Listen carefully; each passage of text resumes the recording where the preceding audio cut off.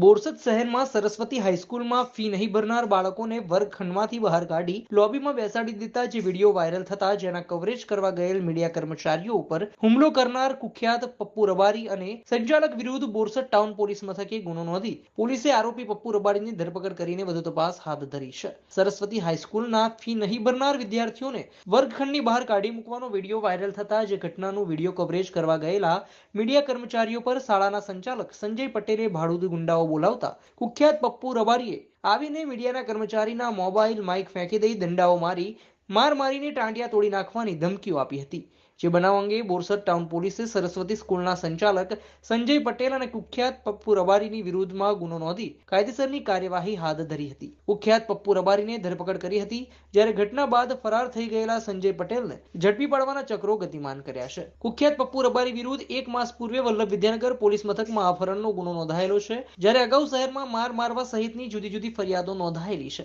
જેથી પોલીસ દ્વારા વધુ તપાસ હાથ ધરવામાં આવી છે। સરસ્વતી સ્કૂલમાં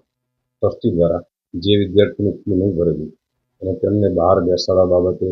મીડિયાના વ્યક્તિ દ્વારા તેની કવરેજ કરવા નહીં કરવા દેવા બાબતે માથાકૂટ થયેલી તેમાં જે બહારથી જે વ્યક્તિ આવેલો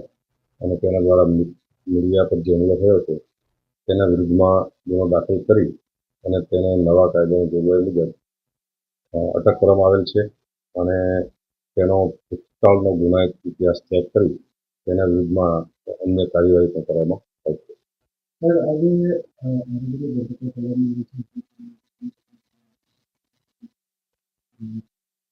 ઈ ગુજકોપના માધ્યમથી તેના વિરુદ્ધમાં જેટલા ગુના દાખલ થયા છે તે તમામની નકલો મેળવી અને આ ગુનાના કેસમાં સામેલ કરવામાં આવશે અને અન્ય જો અટકાયતી પગલાં લઈ શકાતા હશે તો તે દિશામાં પણ કાર્યવાહી કરવામાં